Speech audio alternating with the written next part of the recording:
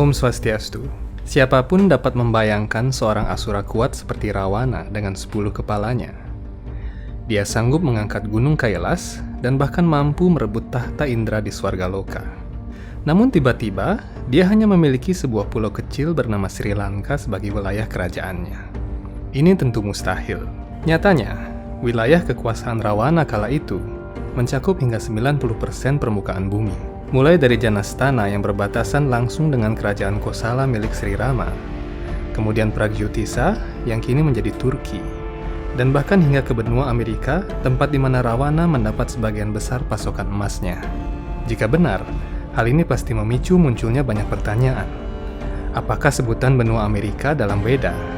Siapa yang berkuasa di sana tatkala Rawana berkuasa di Sri Lanka? Dan apakah kebudayaan kuno Amerika memiliki hubungan dengan peradaban Weda? Mari kita mencoba membahas semua pertanyaan tersebut dalam video kali ini.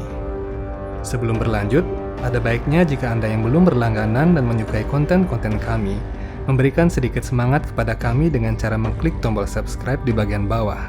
Dan ikuti terus channel YouTube Hindu Times untuk mendapatkan berbagai informasi yang unik dan menarik mengenai peradaban suci Weda. Anda juga dapat mengunjungi situs web kami pada link yang tercantum di kolom deskripsi untuk menikmati artikel majalah Hindu Times secara gratis.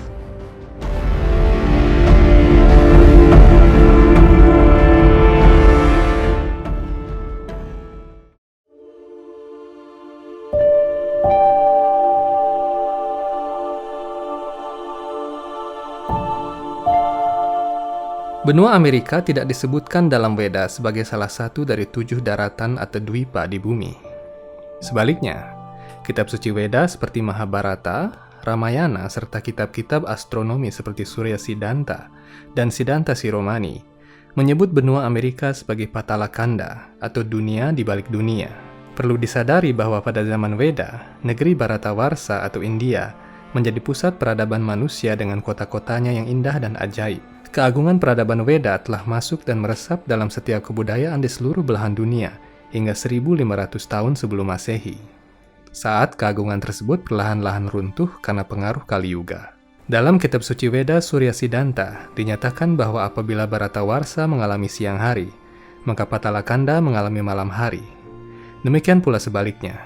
Dengan sebuah globe yang sederhana, seseorang dapat memahami bahwa benua Amerika berada tepat 180 derajat di balik anak benua India. Benua Amerika menyimpan sejuta misteri. Di dalam Weda Ramayana, dinyatakan bahwa Gunung Udayagiri, yang kini dikenal sebagai Pegunungan Andes, adalah salah satu pintu masuk utama ke dimensi yang lebih tinggi dan berada di benua Amerika Selatan. Hal ini selaras dengan cerita rakyat setempat yang kerap menggambarkan bahwa Pegunungan Andes adalah tempat keluar masuknya banyak cahaya misterius yang sering menghantui para warga. Di Peru contohnya, terdapat sebuah pintu batu besar yang konon adalah tempat keluar masuknya para dewa. Penduduk setempat menyebut situs tersebut dengan nama Puerta de Hayumarca atau Gate of the Gods. Penduduk setempat menyatakan bahwa pada suatu ketika di masa lalu, pintu itu pernah terbuka dan banyak cahaya misterius yang keluar masuk melewatinya. Dalam kitab suci Weda Mahabharata dijelaskan, pada saat peperangan dengan para dewa, pasukan Asura yang dipimpin oleh Niwata Kawaca keluar dari sisi lain Udayagiri dan bersiap untuk saling serang. Niwata Kawaca adalah salah satu pimpinan bangsa ular yang disebut para Kalea, bertempat tinggal di susunan planet Mahatala di bawah orbit bumi. Tak heran suku-suku natif Amerika seperti Maya, Aztec, dan Inca memuja dewa ular berbulu yang dikenal dengan nama Quetzalcoatl. Di beberapa tempat, dewa ini dikenal dengan nama Kukulkan, yang dikisahkan kerap mengunjungi mereka pada zaman dahulu dan meminta persembahan berupa jantung manusia setiap awal tahun saat matahari memasuki garis balik utara. Pada saat kerajaan Spanyol datang dan menyerang ibu kota kekaisaran Inca di Cusco, Peru, pada abad ke-16, mereka terpukau dengan suku-suku setempat yang mengenakan perhiasan emas di sekujur tubuh mereka. Hingga napas terakhir sebelum mereka semua dibantai, penduduk Inca tak pernah menyebutkan dari mana mereka mendapatkan emas sebanyak itu. Kisah lain menyebutkan tentang El Dorado atau The Golden One. Kisah El Dorado berawal dari desas-desus yang didengar oleh para penjelajah Spanyol tentang suku pribumi di sekitaran pegunungan Andes. Ketika seorang kepala suku naik tahta, maka berbagai upacara unik pun akan dilaksanakan. Salah satu ritual yang paling menarik dari suku Inca adalah saat sang kepala suku disepuh serbuk emas di sekujur tubuhnya. Kemudian, mereka akan pergi ke Danau Guatavita untuk melakukan persembahan dengan cara menenggelamkan berbagai perhiasan yang terbuat dari emas dan permata berharga ke dalam danau. Bayangkanlah, emas yang begitu tinggi nilainya dibuang begitu saja ke dalam danau. Hal ini menunjukkan betapa banyaknya emas yang mereka miliki. Bahkan, beberapa versi cerita mengatakan bahwa dinding-dinding kuil di kota mereka dilapisi emas pada suatu waktu. Pertanyaan besar pun muncul. Di manakah sebenarnya mereka mendapatkan emas sebanyak itu? Pada akhir abad ke-16, peradaban Maya, Aztec, dan Inca menghilang tanpa bekas dari daratan Amerika Selatan, bagaikan ditelan bumi, menyisakan misteri terbesar yang belum terungkap di benua itu. Akan tetapi, beberapa bangunan kuno masih bisa dilihat dan dikunjungi hingga kini, seperti situs piramida Chichen Itza, Great City of Teotihuacan di Meksiko, serta benteng dan kota-kota kuno di Cusco dan Nazca, Peru. Nyatanya, menurut analisis penanggalan karbon oleh Universitas Arizona, bangunan-bangunan tersebut telah ada sebelum kedatangan suku-suku natif. Mereka hanya menemukan kembali dan menjadikannya pusat kerajaan mereka. Situs-situs piramida di Amerika Tengah dan Amerika Selatan telah menjadi bahan perdebatan para arkeolog sejak pertama kali ditemukan pada abad ke-19. Keanehan pertama terletak pada struktur bangunan yang terbuat dari batu-batu besar dan disusun tanpa perekat dengan susunan yang nyaris sempurna. Lain lagi ketika para ahli astronomi didatangkan. Mereka menemukan bahwa tata letak 3 piramida di Giza, Mesir, memiliki kemiripan dengan yang ada di Teotihuacan, Meksiko. Srila Prabhupada, acara terbesar Hindu abad modern, memberikan petunjuk mengenai masa lalu benua Amerika tatkala beliau menyebarkan ajaran Veda di Meksiko pada tahun 1970. Mengutip dari catatan sejarah Ramayana dan berbagai kitab Purana, beliau menyatakan bahwa masa lalu benua Amerika dapat ditelusuri dan digali apabila seseorang mengikuti kisah Mahirawana. Tak banyak keterangan mengenai siapa Mahirawana apabila seseorang hanya mengikuti kisah Walmiki Ramayana saja. Babak sejarah mengenai Asura penyihir dari daratan Amerika kuno ini muncul pada kisah Kritiwasi Ramayana dari India Selatan. Memang tak bisa dimungkiri bahwa sebagian besar kisah Ramayana terjadi di India Selatan, sehingga wajar apabila banyak dari kisah-kisah minor yang dicantumkan oleh para acarya terpercaya dari perguruan rohani Veda berbasis di India Selatan, seperti Sri Ramanujacharya dan sebagainya. Menurut Kritiwasi Ramayana, Mahirawana adalah salah satu adik Rawana selain Wibisana, Kumbakarna, dan Surpanaka. Ia memerintah di Patalakanda sebagai seorang asura yang memiliki kekuatan sihir tingkat tinggi.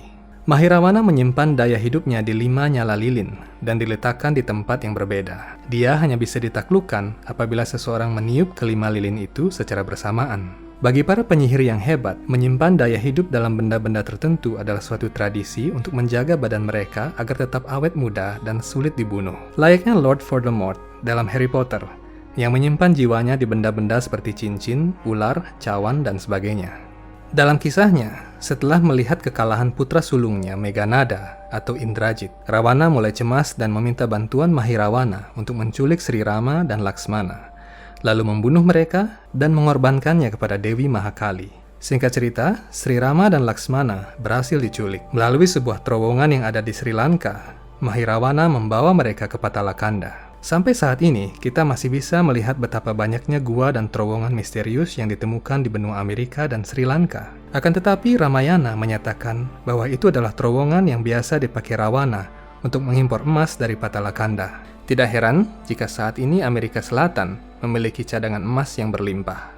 Setelah Hanuman berhasil masuk ke ibu kota Patalakanda, beliau melihat bangunan-bangunan yang berkilauan terbuat dari emas. Kota ini rupanya menjadi legenda besar benua Amerika Selatan hingga abad-abad selanjutnya. Reruntuhan kota Mahirawana yang tersembunyi di pedalaman hutan kemungkinan besar diketahui oleh suku setempat sehingga mereka bisa mendapatkan emas tanpa harus menambang. Kota ini bisa saja adalah The Lost City of Gold atau El Dorado yang banyak dicari oleh para penjelajah dan disalahartikan sebagai El Dorado yang sebenarnya lebih menunjuk pada sang kepala suku yang bersepuh emas. Hanuman bertemu dengan Dewi Mahakali dan mengatakan segala hal yang terjadi. Dewi Mahakali berteriak marah dan berkata bahwa beliau tidak bisa membiarkan pujaannya, yaitu Sri Rama, menjadi korban. Atas petunjuk Dewi Mahakali, Hanuman dapat menemukan kelima lilin tempat daya hidup Mahirawana disimpan. Panglima Wanara yang tangguh itu lalu memperbanyak dirinya menjadi 5 dan meniup kelima lilin pada saat yang bersamaan. Mahirawana dan pasukannya pun akhirnya dapat ditaklukkan. Sisa-sisa pemujaan terhadap Mahakali masih dapat dijumpai pada artefak peninggalan peradaban Maya, Inka, maupun Aztec. Mereka mempersembahkan korban binatang dan bahkan manusia setiap periode tertentu kepada dewa pujaan mereka yang memiliki atribut menyerupai Mahakali. Dari peninggalan suku-suku natif Amerika tersebut juga bisa dilihat bahwa mereka adalah ahli sihir dan pengobatan yang mumpuni. Dalam Weda, orang-orang seperti ini disebut sebagai para Mayawi. Bangsa Mayawi adalah mereka yang dipimpin oleh Mayasura, arsitek para Asura, yang ahli membuat bangunan dan peralatan yang ajaib. Karena Mayasura telah mendapatkan ilmu astronomi dari Dewa Surya, maka ilmu yang dikuasainya dikenal sebagai Surya Siddhanta. Ilmu ini bisa jadi diturunkan kepada bangsa Maya, sehingga bangsa Maya sangat terkenal dengan kalendernya yang akurat dan prediksi kiamatnya yang keliru diinterpretasikan oleh ilmuwan modern. Nama Maya juga bisa berasal dari Mayasura, yang memang bertempat tinggal di Patalakanda, benua tua di mana gerbang penghubung semesta berada. Demikian episode kali ini mengenai Mahirawana dan jejak Hindu di benua Amerika sejak zaman Ramayana. Semoga dengan mendengar uraian-uraian tersebut, kita dapat lebih mengenal seberapa luas pengetahuan dan peradaban suci Weda, yang pada dasarnya tidak dapat diukur hanya dengan indera material manusia yang terbatas. Dengan adanya penjelasan tersebut, kita juga mendapatkan sedikit jawaban bahwa peradaban Weda tidak hanya berkembang di Bharatawarsha atau India saja, namun juga di tempat yang tidak pernah kita pikirkan sebelumnya. Sampai jumpa di episode-episode yang akan datang, tentunya juga dengan deretan informasi yang semakin berkembang dan menarik untuk diikuti.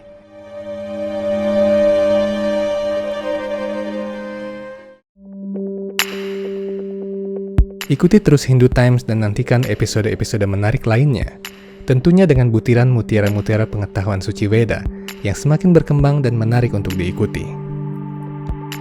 Semoga Hindu senantiasa dapat menjadi cahaya yang terang dan menjadi teladan bagi kedamaian, keharmonisan, kesucian, dan keberagaman dunia.